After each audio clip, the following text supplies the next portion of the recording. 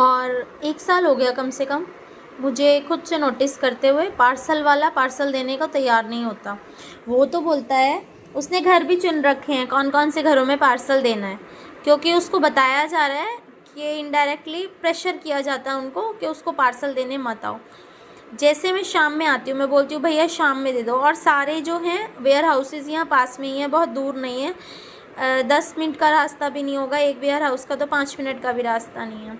तो यानी कि वो जाते आते दे सकता है। या तो वो लोग कैंसिल कर दे रहे थे, या बोल रहे थे हम डिलीवर नहीं करेंगे, आप इनको दो, या मुझे फोर्स कर रहे थे कि आप इनके घर में जाओ।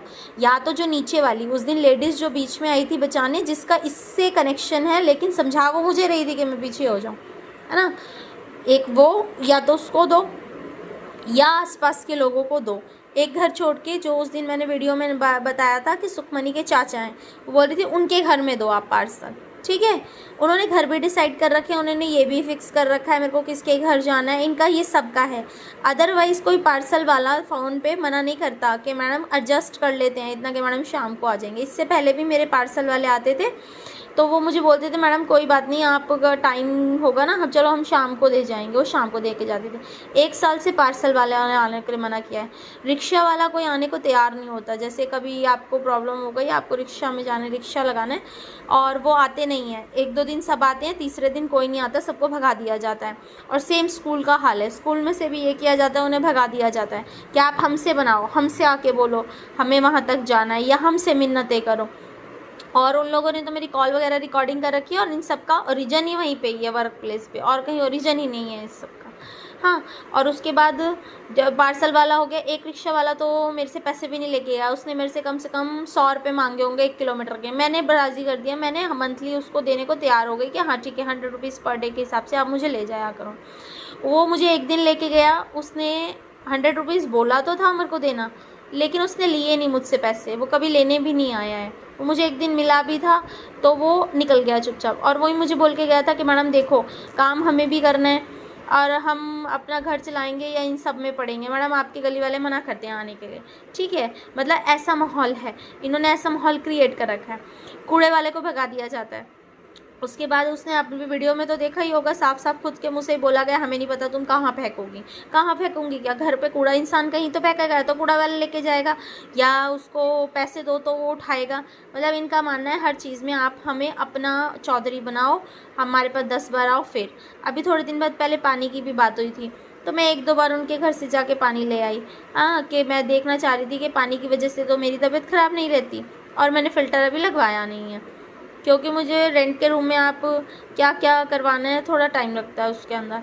तो इन्होंने 1-2 दिन पानी दिया, तीसरे दिन बोलती है मुझे ये वो जो उस दिन एक ओल्ड एज की लेडी थी, तेरे को शर्म नहीं आती बिना पति के घूमते हुए। मतलब खुद का भी हस्बैंड नहीं है, खुद के बेटे की भी डेथ हो रखी है, एक बेटा बाहर रहता है, पोता बाहर रहता है, सॉरी बेटा नहीं पोता बाहर रहता है। इनको ये मतलब अपना, तुमने बैकग्राउंड देखा है पीछे से कि तुम्हारे कोई आगे पीछे भी नहीं है, तुम भी तो लेडीज़ रह रही हो ना, तो तुम किसी को ऐसे कैसे बोल सकती हो जबकि खुद की पोती बाहर रहती है। ये देखो, मतलब इंसान का नेचर देखो, किसी को गिराने के लिए हम कितने हद तक खुद गिर सकते हैं, है ना। हमारे खुद के घर के भी बाहर रहते हैं, लेकिन हम दूसरों को बोलते हैं। इससे पहले भी मेरे को 2-4 बार जब रूम का प्रॉब्लम आया है, तो मेरे पेरेंट्स ने भी रूम देखा था 1-2 बार, तो उनको ये सजेशन दिया जाता है लड़की को ना, हमने भी जॉब की थी लेकिन हमारी बनी नहीं, हमने छोड़ दी थी वो जॉब को। तो मतलब कभी कहते हैं जॉब छोड़ दो, कभी कहते हैं हम रूम नहीं देंगे क्योंकि अकेली लड़की है। इनका मानना है आप इंडिपेंडेंट डर लो, आप इंडिया में रहते हो, डेमोक्रेटिक कंट्री है, लड़कियां चांद पे पहुंच गई हैं, लेकिन आप एक अमृतसर की छोटी सी सिटी में नहीं रह सकते, क्योंकि ये हमने डिसाइड किया, क्योंकि हमारी सोच ऐसी है, हमारा ये मानना है कि एक लड़की कुछ नहीं कर सकती है। क्योंकि हमने कुछ नहीं किया था, क्योंकि हमने भी हम एग्जाम्पल भी ऐसे देते हैं।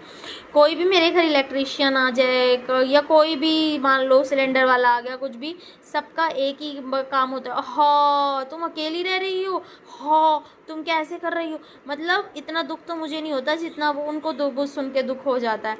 और हर किसी का ये होता है, अरे शादी कर, अरे तुम किसी के पर्सनल पे तुम उसको कैसे बता सकते हो उसको अपनी लाइफ में क्या करना है। उसको शादी करनी है, उसको काम करना है, उसको खेलना है, उसको नाचना है, उसको जो करना है वो करेगा, है ना। अब ऐसा कोई गलत काम तो हम लोग कर नहीं रहे हैं, जो तुम बोलो ये क्यों कर रहे हो। मतलब इनकी सोच ये है, आप सांस भी तब लो जब आपके पास आदमी खड़ा हो, नहीं अपनी अपनी सांस को भी आप अंदर कर लो। इनका बस नहीं चल रहा, ये मेरी सांस भी रोक रहे हैं यहाँ पे।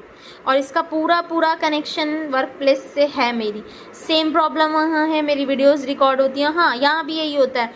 मैं यहाँ घर से निकलती हूँ, वहाँ पे मार्केट में मुझे 2-4 बार ऐसा भी हुआ है, कोई और मिला है जो मुझे पीछा कर।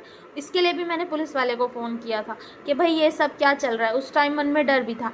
अब मुझे ये लगता है अब भी नहीं बोली तो कब।